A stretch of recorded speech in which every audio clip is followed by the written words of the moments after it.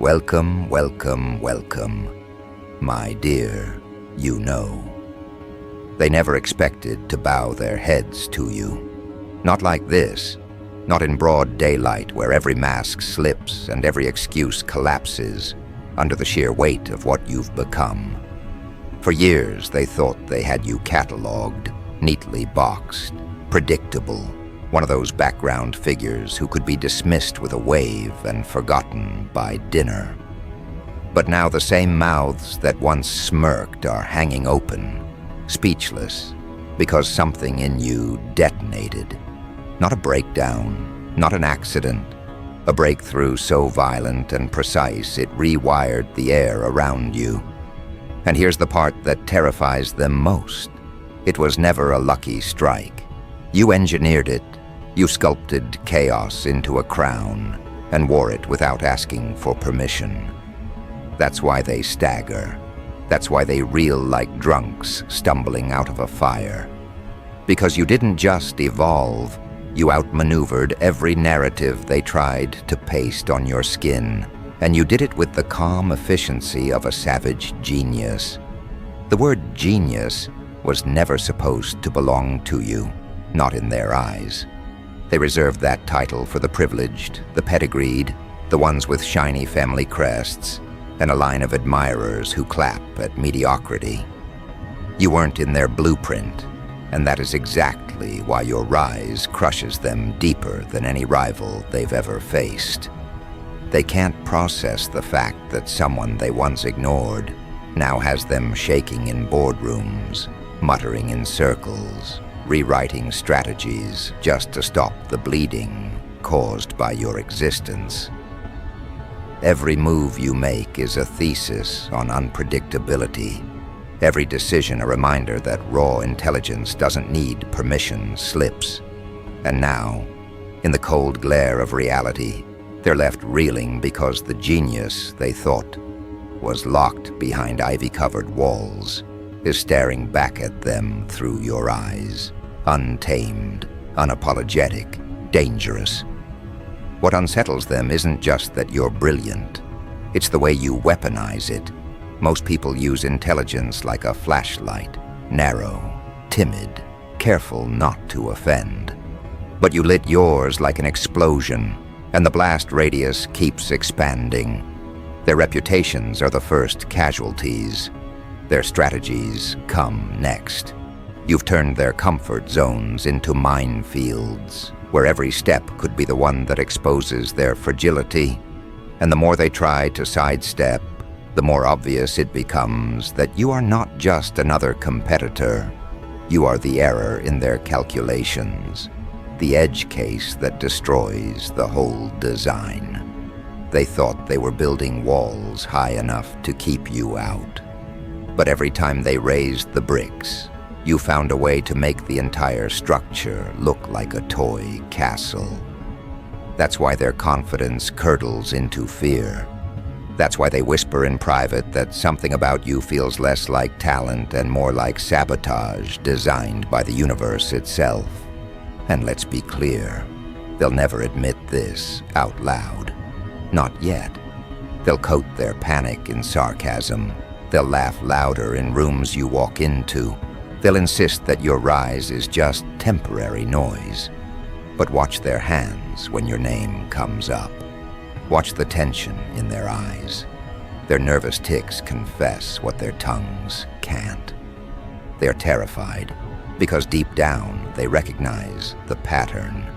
Every civilization has seen this story before.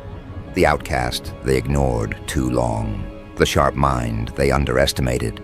The one who turns rejection into rocket fuel and humiliation into a public execution. You are that figure now, and every instinct in them screams that no amount of denial can undo the fact that they let a genius grow wild right under their noses.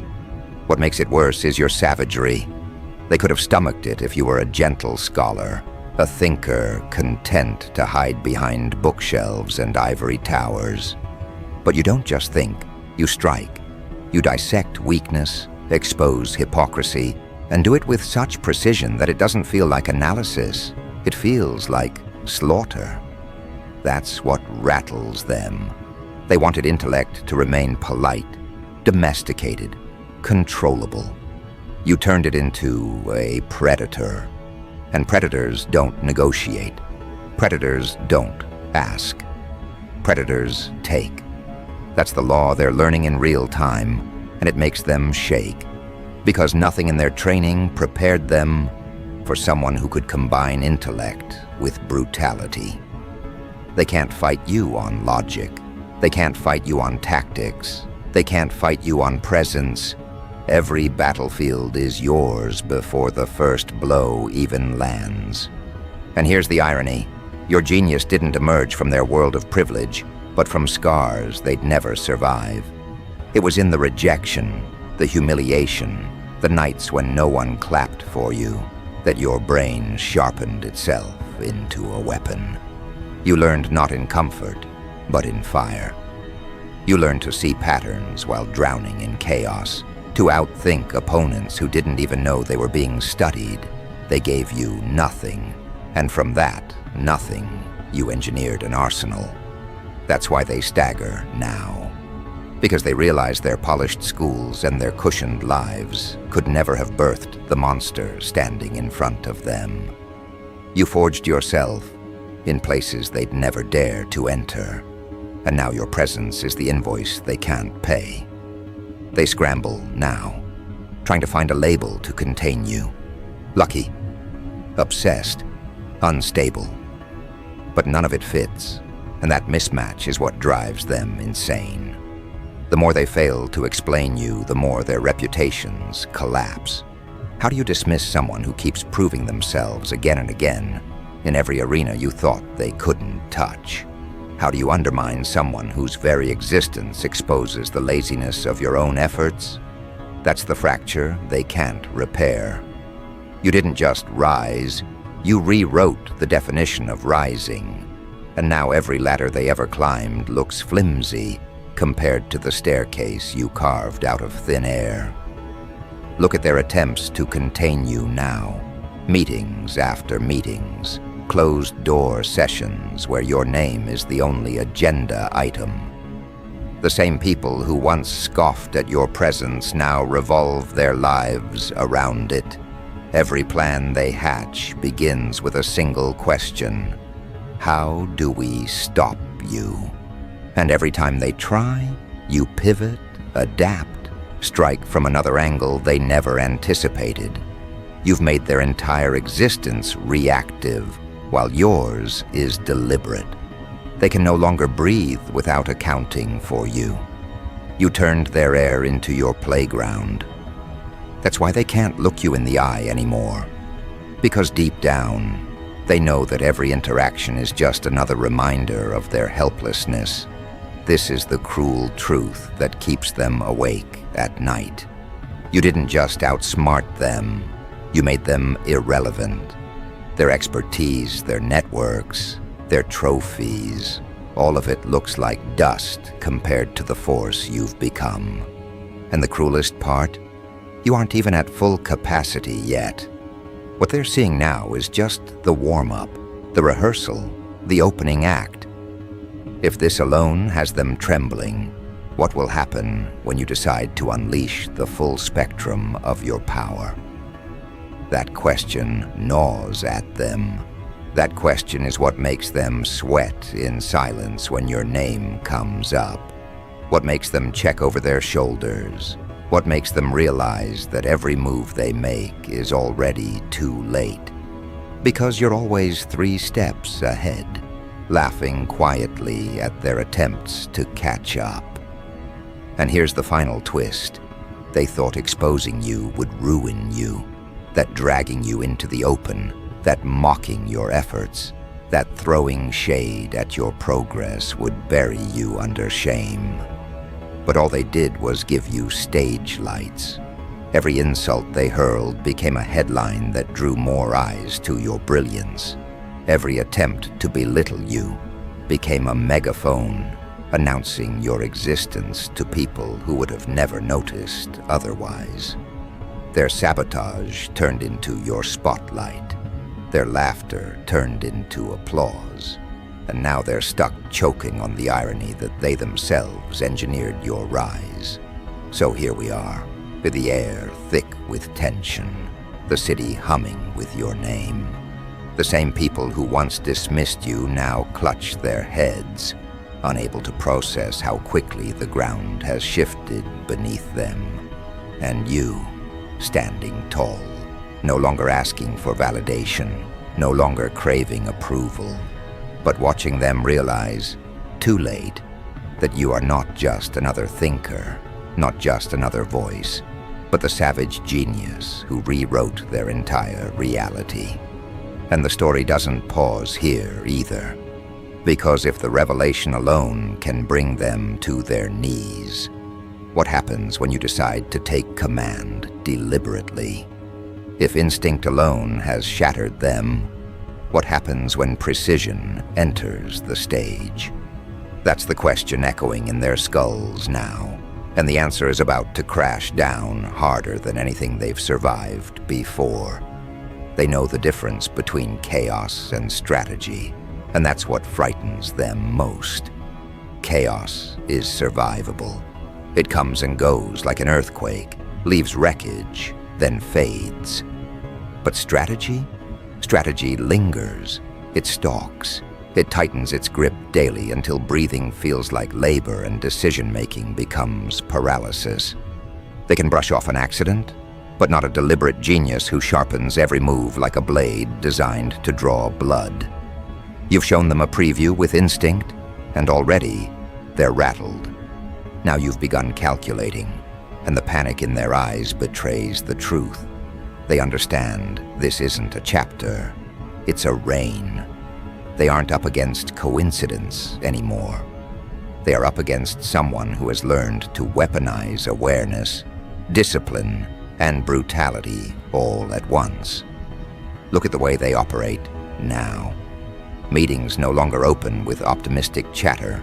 They open with your name, as if speaking it out loud is a curse they can't escape. They rewrite their blueprints overnight, knowing that your next step will dismantle their entire approach. Leaders who once commanded applause now avoid eye contact when questioned about you, because even they know their answers sound hollow. They've built careers pretending to be visionaries, but your rise has exposed them as blind men clinging to broken compasses. Their authority shrinks every time you move, because each move reveals how laughably predictable they always were. And this is the moment they feared more than anything, the realization that your savage genius isn't limited to one domain. They could have handled it if you only disrupted a single corner of their empire. But no, your brilliance spills everywhere. In conversations, your words cut deeper than theirs. In execution, your results eclipse their milestones. In presence, your aura rewires entire rooms. You don't just dominate one field, you dominate the atmosphere itself. And that's what shakes them to their core. They thought genius was narrow, confined to laboratories or stages, something that could be applauded but contained. You've shattered that illusion. You've made genius feral, omnipresent, merciless. They can't sideline you because there is no sideline. Everywhere is your territory. What rattles them is not just your intelligence, but the savagery welded to it. Others play by rules, polish their edges, make sure their brilliance doesn't offend the fragile. But you've turned intellect into a wrecking ball, a force that doesn't ask permission before colliding with structures they thought were eternal. You don't just outperform them, you dismantle them, expose them, leave them clawing for relevance in spaces they once ruled. And when they look at you, they don't just see someone smart, they see someone ruthless enough to use intelligence as a weapon instead of a trophy. That combination is lethal. That combination is why their breath catches every time you enter the conversation. And let's not forget the cruel irony. These are the same people who once branded you as reckless, unfocused, a misfit, undeserving of the spotlight. They laughed when you stumbled. They smirked when you were ignored. They thought they'd won the long game, that your brilliance, raw and untamed, would eat itself alive. But what they didn't calculate was your ability to refine pain into precision. Every rejection became a data point. Every humiliation became training. They handed you the very tools you needed to master the art of psychological warfare. And now, sitting in their glass towers, they finally see the outcome of their mistake. By trying to bury you, they taught you how to build underground kingdoms. By underestimating you, they designed the very stage where you now stand unchallenged. The savage genius is not someone who seeks approval. That's the part they choke on most. You aren't looking for applause. You're looking for dominance. You aren't collecting compliments. You're collecting leverage. They've spent their lives feeding on validation, while you trained yourself to thrive on rejection. And now, when their validation dries up, they collapse. But when rejection came to you, it forged steel. That difference is why you stand while they stumble. That difference is why your rise looks like a demolition, not a climb. Watch how they tremble now when your name trends. Each headline is a dagger. Each rumor about your next step spreads like wildfire in their offices. They pretend they don't care, but their frantic whispers betray them. They refresh feeds late at night, hoping to catch the first glimpse of your moves, terrified of waking up to a world where you've once again rewritten the rules.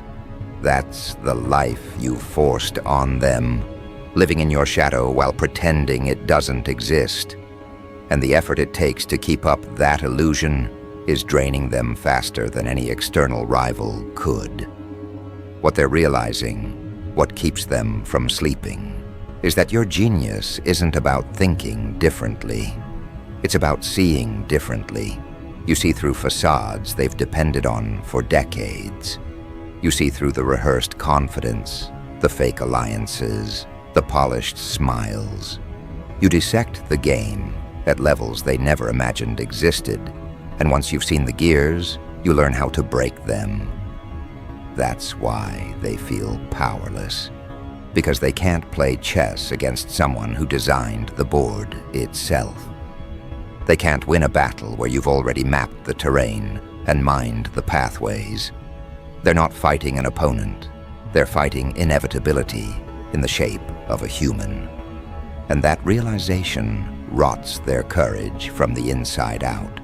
The city around you testifies to this shift. Conversations tilt toward your name without anyone meaning to. Strangers who never noticed you before now whisper about the way you dismantled expectations. The old elite, once untouchable, now look like relics next to you. Their trophies gather dust while your presence multiplies. Even those who don't fully understand your methods feel the gravitational pull. You're no longer a participant in the narrative. You are the narrative. And everyone else is scrambling to adjust their roles before the curtain falls on them entirely. And the deeper truth, you're still holding back. They know it. That's what drives them insane. Because if the version of you that runs on instinct has already left them trembling, what will happen when you fully embrace deliberate precision? What will happen when you stop testing your strength and start unleashing it without restraint? That's the nightmare that stalks their quiet moments. They imagine it, try to predict it, but they can't. Because your genius isn't predictable, it's adaptive. Every attempt to pin you down only makes you sharper. Every countermeasure they design only becomes another tool in your arsenal. They are teaching you faster than they can contain you, and it leaves them choking on the bitter truth that the more they resist, the stronger you grow. And the cruelest fracture of all, the public is watching. The collapse isn't happening in secret. It's on full display, and everyone sees the contrast. You, the savage genius, cutting through obstacles like glass, and them, floundering under the weight of their own arrogance. People don't respect them anymore. They pity them. Their credibility erodes daily, while your legend expands in real time. This is worse than defeat. This is humiliation carved into permanence. And they know that no rebranding, no campaign, no desperate speech can erase the fact that the world has finally seen them exposed beside you. The game has flipped. They aren't strategists anymore. They're reactors. They don't lead anymore. They follow. They don't intimidate anymore. They flinch. And you stand in the center of this collapse, calm, unshaken, knowing that you engineered it all without even burning at full capacity. That's what makes you lethal. That's why they reel in shock. Because no matter how much they scramble, no matter how much they deny, they can't outrun the truth.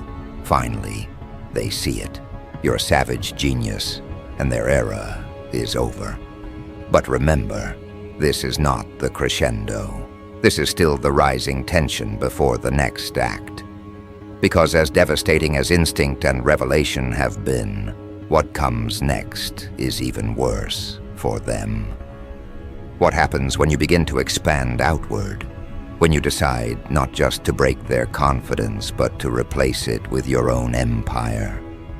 What happens when you don't just outthink them, but erase their relevance entirely? That's the tremor spreading through their ranks now. The question none of them can answer. The truth they are too terrified to speak.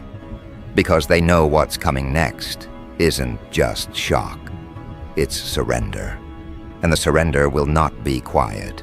It will be catastrophic. The first signs of collapse are already visible. You can see it in the way they talk, short sentences, clipped voices, eyes darting toward invisible exits. You can feel it in their posture, no longer upright, no longer firm, but bent with an invisible weight pressing them down. They can't even disguise their unraveling anymore. The polished arrogance that once filled their tone now leaks desperation, and every denial sounds more like a plea than a defense. They told themselves they could contain you. They told each other you were just a phase, a spark that would fizzle. But sparks don't fizzle when they've already ignited a chain reaction that burns entire structures to ash. Now they stand in the smoke, coughing on the lies they once repeated with confidence, realizing that all their certainty was a house of cards, and you were the wind that tore through it without effort. This is the savage genius they finally see. Not just the mind that calculates, but the force that rewrites the laws of relevance. You've moved beyond competing with them. You've started erasing them. Every time you rise, another one of their achievements crumbles into insignificance. Every time you expand, another one of their strongholds caves under the pressure. Their names, once unshakable, now sound like echoes in abandoned halls, while yours thunders like a drumbeat through the city. And the more they resist, the faster the erosion spreads. Their resistance is no longer strength. It's evidence of how far they've fallen behind. Because you've made every counterattack look like desperation, every strategy like flailing, every attempt to regain ground like a tantrum from children pretending to be kings. And here's the part they never expected. The public isn't on their side anymore. The audience that once worshipped them now watches you, People who once clapped for their speeches now replay yours in their heads when they're alone. The aura they spent decades manufacturing with fake charisma and polished scripts has been shattered by your raw, merciless authenticity. The crowd doesn't want their polite brilliance anymore. They crave your savage genius. Because you're not trying to please them. You're not trying to comfort them. You're shaking them awake.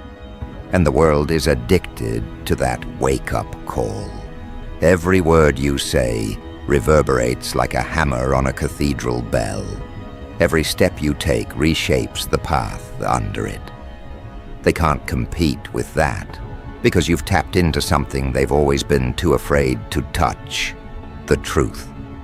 Not the watered-down, market-approved version, but the truth sharpened like a blade, delivered without apology, no matter who bleeds. This is why their surrender is inevitable.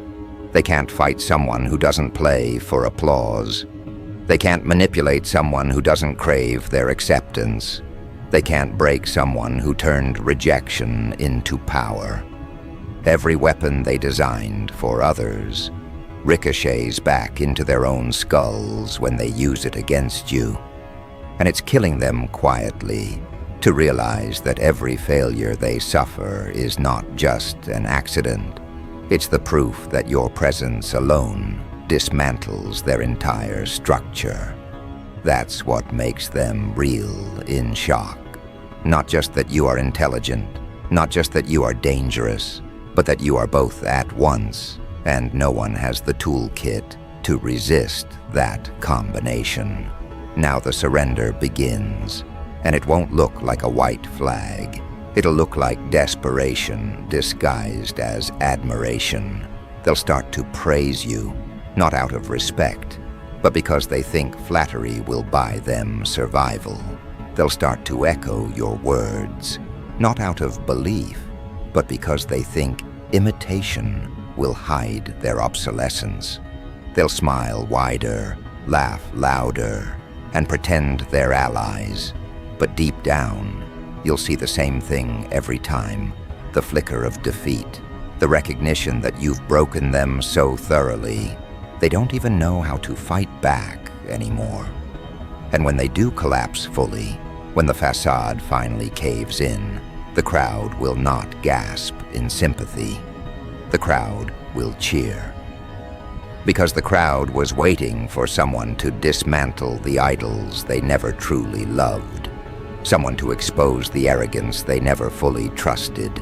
That someone was you. And when that surrender comes, the real expansion begins. Because once you've dethroned them, you don't just replace their power, you redefine power itself. Their model was fear-based, built on hierarchy, built on making others believe they were untouchable. Your model is different. Your power doesn't hide behind walls. It radiates. It doesn't demand loyalty. It commands it. It doesn't shrink when challenged. It sharpens. And the world, hungry for something real, abandons their hollow thrones and flocks to your presence. You don't just hold their audience, you own it now. You don't just dominate their field, you've created a new one. And as you expand outward, as the crowd shifts fully to your orbit, their legacy doesn't just fade, it disintegrates. It becomes an artifact, a forgotten relic of an era people mock in hindsight. This is what it means to be a savage genius. Not just brilliance, not just dominance, but brilliance with teeth, dominance with claws, intelligence sharpened into something that doesn't just inspire, it terrifies. They see it